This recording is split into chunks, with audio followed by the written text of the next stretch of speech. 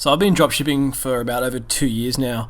When I started out, I used to do all the product research myself, but now I've outsourced that to a VA. I mean, I've told a VA exactly what to follow, and this stuff here I'm about to show you is basically what I've been given to my VA. So, I mean, picking products is more of an art than a science. You just really need to go with the intuition, and as you start to run Facebook ads for certain products, you start to get an idea of what will work and what won't work. So at the start, it's normal to promote products that totally flop, right? You shouldn't get discouraged because you kind of get like a sense of if a product is going to work or not before you even launch it. But that comes with practice and a bit of experience, right? So I've got here that if you're a newbie, do not test products that cater to broad audiences unless you have an awesome video ad. So what I mean when I say broad audiences, right? I mean products that appeal to the masses, right? That appeal to like every man and his dog, or every woman and her dog. But I mean products that appeal to literally everyone, right? So an example of like a broad product would be these storage hangers, right? For fridges, yeah? Everyone has a fridge, and everyone wants more space in their fridge. Well, I think some people do. I know I do. So it's like me being the target market, but that also means that they're, like 80-year-old grandma is the target market. It's not having a defined audience, right? So these products, right? These general this is a silicone sponge, right? So this has been promoted by everyone, but instead of like a normal sponge, the material is silicone. So yeah, apparently it's not as dirty or something.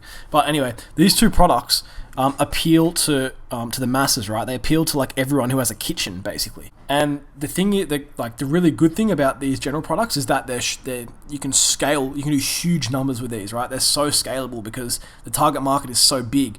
But at the same time, it's so hard to target people who like have an interest in storage fridge hangers or people who are into silicone dishes. Like you can't just target people with an interest in the kitchen. Yeah, that won't work. So the way to do targeting for general products is completely different. It's different than the way I'd normally target a product that has a defined interest like this, right? So like a dog water fountain. Okay, so yeah, this product here, a dog water fountain. This relates to my second point. Always think about who you are going to target in the ad. If you can't immediately think of who you're going to target, then don't test it, right? So when you see this dog water fountain, who do you think you're going to target? Well, obviously dog owners, yeah? And then you could flex that targeting with people who are dog owners and have an interest in pet products. Yeah, when you're doing your product research, don't just see a product and be like, oh, that's a really good product. It looks cool. Think about the targeting, right? Think about what kind of person would buy that. Where are they shopping? What are they into? What are their behaviors like, right? So just keep that in mind. All right, so I got here that's some products that you definitely shouldn't be testing, right? So there's a limit to what I'll test. So I have a very high risk tolerance when it comes to like entrepreneurship, but I don't have a high risk tolerance when it comes to liability, right? So what I mean when I say that, I mean that I won't test products that could potentially end in really, really bad situations, right? So you got to remember that you're buying from AliExpress, right? So there's hardly any regulations in China. These sellers are money hungry. They're basically like anonymous, right? It's going to be so hard to track down a supplier, and even communicating with them is tough sometimes, right? So one of the things that I will never test ever is ingestibles, right? So anything that you can swallow, anything that you can eat, and I'd even stay away from anything that you put on your skin. Because if people have allergic reactions and stuff. Because if you sell something and something goes wrong with like a person's health, you're liable because you sold that product, right? So I want to stay away from anything like that. So I've got here, there's like this like weird charcoal powder for your teeth or something. I would never sell this. You're putting like random Chinese ingredients that likely aren't regulated by like any FDA authorities or anything in your mouth and brushing them around. I just wouldn't sell it, right? So another product that I saw some other dropshippers sell was like a rock climbing harness. There is no way in hell I would sell a cheap AliExpress rock climbing harness to anyone. If that rock climber fell off due to like some faulty metal in here, then it's likely that your shop would be liable, right? So yeah, so I've got here products where I can foresee liability, right? I can foresee liability of a climber falling off a mountain because you sold him a dud rock climbing metal product. And then I've got here any kind of medical product. So like, I'll stay away from like any products that look like medical devices. I'll just stay away from, because I mean, at the end of the day, again, I have a really low risk tolerance when it comes to products like these. I know lots of stores that do really well selling tons of stuff that I wouldn't. And I mean, like, there's different laws depending on which country and which state you're located in. So, I mean, if you're really worried, you can go seek some professional advice about it. But yeah, I'm just telling you what my personal risk tolerance is for these products. So then we have our medium risk products. So I see electronic products as medium risk because I have sold them in the past and I've done really, really well off some electronic products.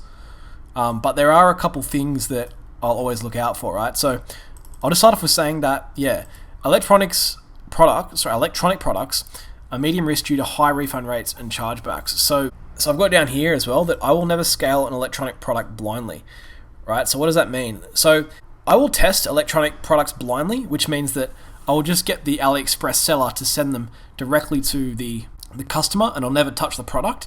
But if I see an electronic product doing really well, I'll always order it off like a few suppliers on AliExpress, and I'll check the quality of the product before I scale it, because I want to know it works, right? There's nothing worse than seeing a product become a winner, then blindly shipping all the product to the customers and then finding out 2 weeks later it hasn't worked and having to refund them. So that's what I mean by blindly drop shipping. And if I get a winner, I'll always order the product and inspect it first, right?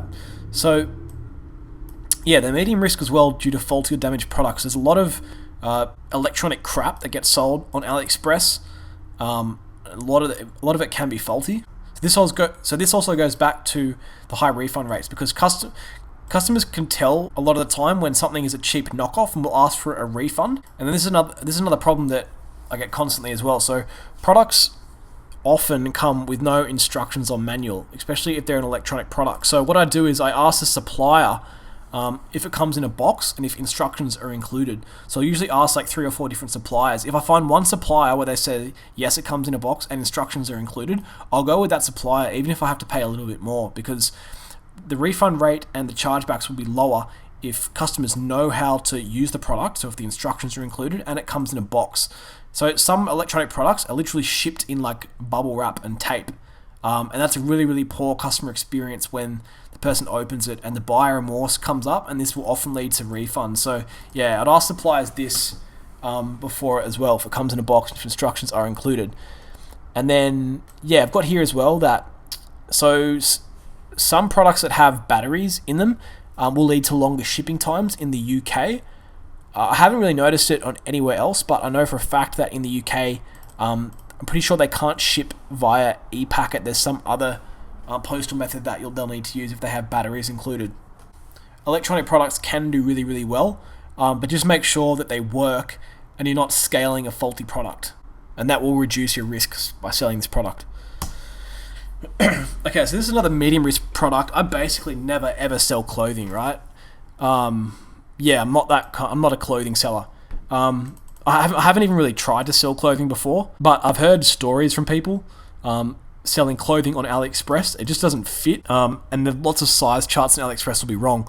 So don't get me wrong that print on demand, or POD, is definitely a really, really good way to test products and to find winners, but this training isn't about the POD route. Like, that's a whole nother training that I'd need to do. So this course is about drop shipping products from AliExpress.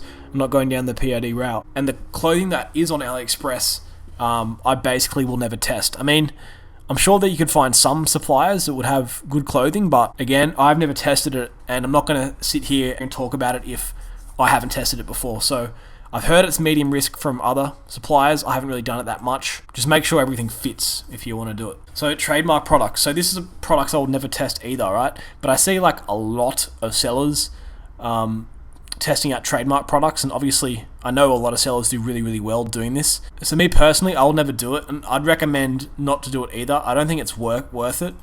So I've got here the risk exposure is not worth it. So the first risk, so I mean there's basically 3 things that can happen if you sell trademark products. So the first is that you'll get a letter from Shopify saying that there's been a complaint and you need to take the product down. The second negative thing would be that you get a cease and desist letter saying that your whole shop needs to shut down. Or the third would be you actually get sued by the franchise or by whoever trademark you're copying from. And this would be way more common if you were in a Western country, say if you were living in the US where one of these franchises is based and can go after you. So yeah, I don't recommend promoting these products at all. So if you're worried about like a product on AliExpress is trademarked, or the images that an AliExpress seller is using have been taken from a trademark store, what I'd suggest you doing is just reverse image searching the AliExpress product image. So let me open this up. So this is our Santa toy that we used in a previous example. So what I do, I'm on a Mac, and whenever you go, so I want to basically save this Santa toy. So I go inspect, because I can't, for some reason I can't save images straight from AliExpress. So we go inspect here. We've got the JPEG image. Hang on a sec. Should have the JPEG image.